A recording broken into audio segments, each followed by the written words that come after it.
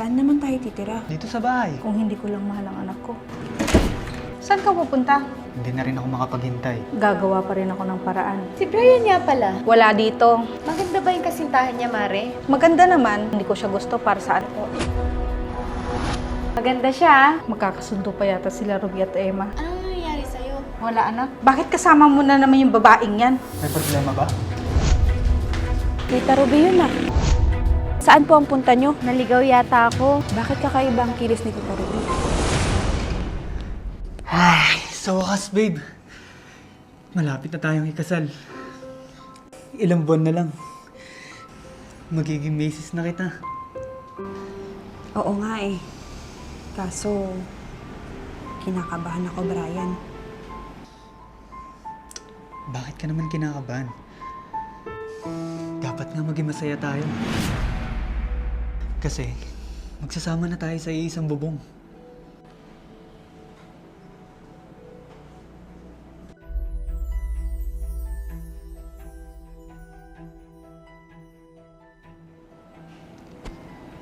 Brian, saan naman tayo titira kapag kinasal na tayo? Dito sa bahay. Bakit? Ayaw mo ba? Gusto naman. Kaso, inaalala ko lang yung mama mo. Hindi ba nakakailang nakasama natin siya? Babe, mabait si mama. Wala kang aalalahanin sa kanya. Kung hindi ko lang mahal ang anak ko, hindi ko yun patutuloyin sa bahay ko. Kala mo, tanggap kita bilang isang manugang. Nagkakamali ka.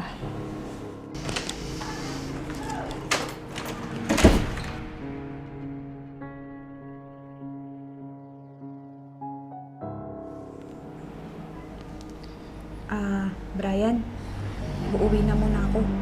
Baka matraffic ako mamaya. O sige, bukas na lang tayo magkita.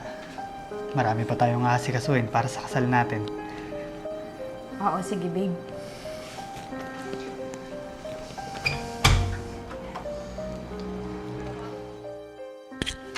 Ma! Oh, bakit anak? Ma, alis muna ako. Saan ka pupunta? May asikasuhin lang po kami ni Emma para sa kasal namin. Buo na ba talaga ang desisyon mo sa pagpapakasal sa babaeng yan? Ma, matagal na po namin plano to. At isa pa, hindi na rin ako makapaghintay. Gagawa pa rin ako ng paraan para hindi matuloy ang kasal niyo ng babaeng yun. Sige pa, Ma. Alis na po ako. Sige anak, mag-iingat ka. Salamat po, Ma.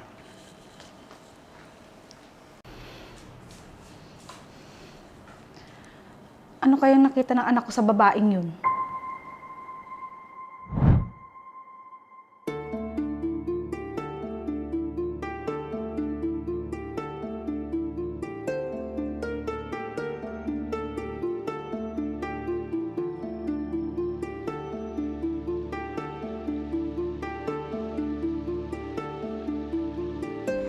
Mare! Mare! Si Maring Ruby yun ah.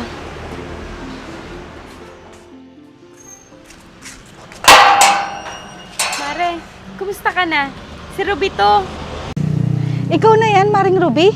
Halika sa loob, mainit dito. Sige.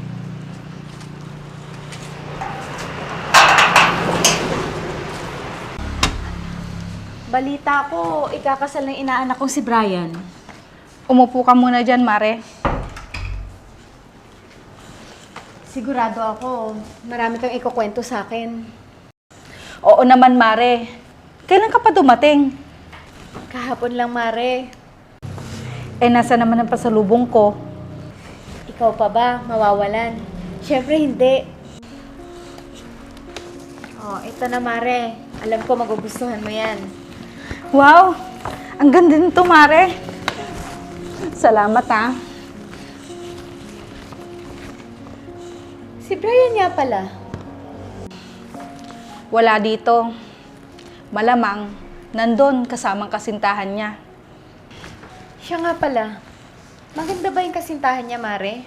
Mayaman ba? Sa itsura, maganda naman. Pero, hindi ko alam kung bakit hindi ko siya gusto para sa anak ko, Mare. Baka naman mabait siya. Kaya siya nagustuhan ni Brian. At maalaga. Hindi ba yun ang gusto ng isang lalaki sa isang babae? Ang alin, Mare? Yung inaasikaso siya nung babaeng yon? Oo, Mare. Bakit? May problema ba kayo? Wala naman.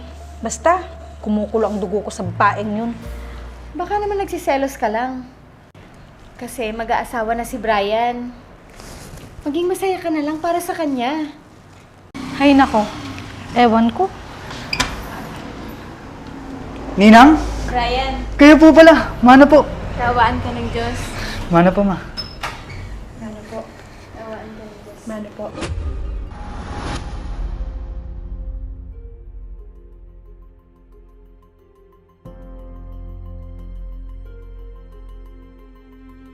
Ninang, kailan pa po kayo dumating? Kahapon lang. Ninang.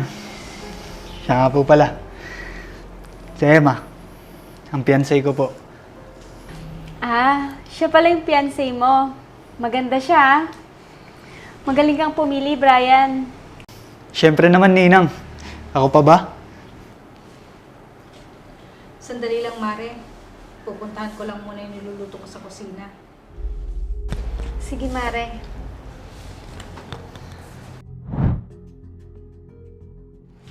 Try, ma. Maupo muna tayo. Siya nga pala. Kailan pala yung kasal nyo? Ninang, mukhang mas excited pa po ata kayo kaysa kay Mama. Siyempre naman. Ninang mo ko eh. Parang anak na rin ang turing ko sa'yo. Mukhang magkakasundo pa yata sila Ruby at Emma.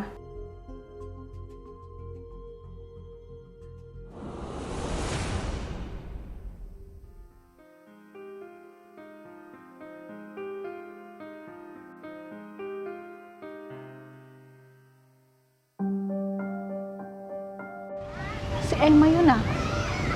Sino kayang kausap niya?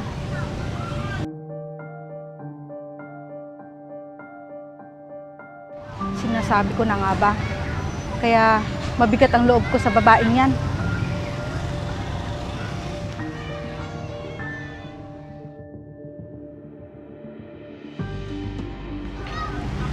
Humanda ka sa anak ko. Hindi ako papayag na pakasalan niya ang tulad mo. Kawawa naman ang anak ko.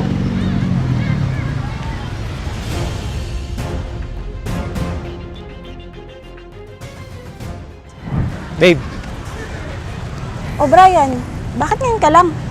sorry babe, na-late ako. May dinaanan pa kasi ako eh. Ganun ba? Mamaya na tayo kumain. Mamasyal muna tayo. O sige, Doon tayo sa mga tiyanggi ah. May bibilhin kasi ako doon. ganun ba? O sige, tara. Halika na.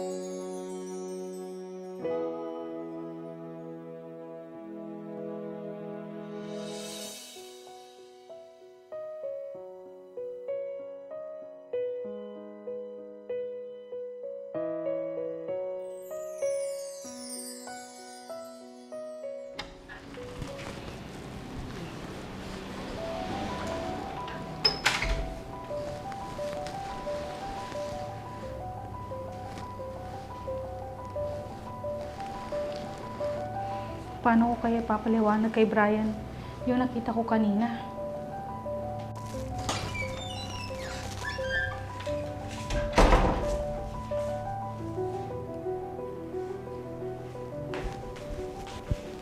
Oh, Ma. Bakit parang natutulala ka dyan? Wala anak. Nasaan pa lang kuya mo? Umalis po, Ma. Pupuntahan daw niya po si Ate Emma. Ano? Saan daw? Naku, baka mamaya maabutan niya si Emma na may kausap na ibang lalaki.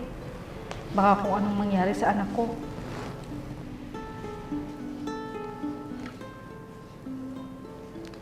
Ma, anong nangyayari sa'yo? Ba't natulala ka na dyan?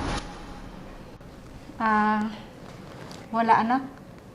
Sige, punta muna ako sa kwarto.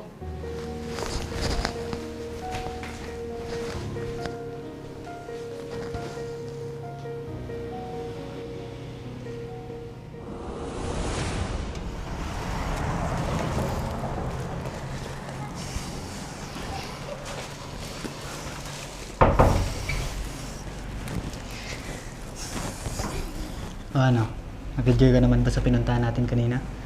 Oo naman. Salamat pala dito sa pinamili mo sa akin, ha?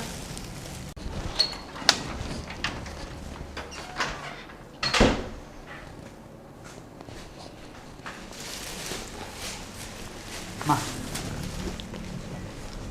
Ano po? Bakit kasama mo na naman yung babaeng yan?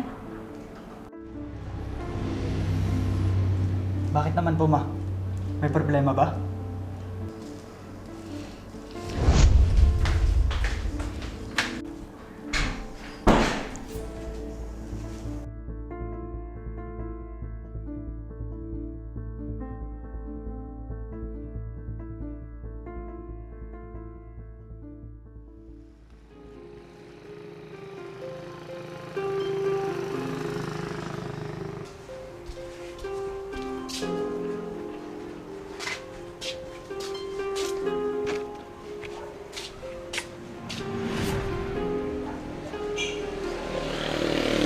Si Tita Ruby yun, ah.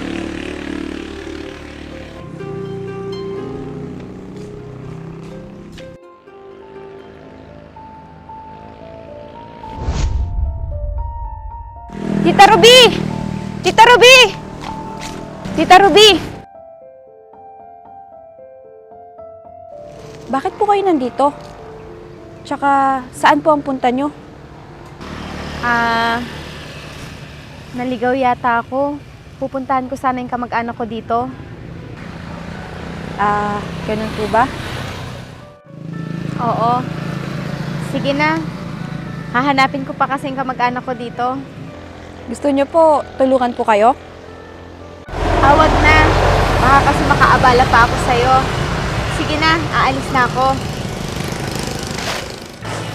Mag-iingat po kayo. Bakit kakaiba ang kilos ni Tita Ruby?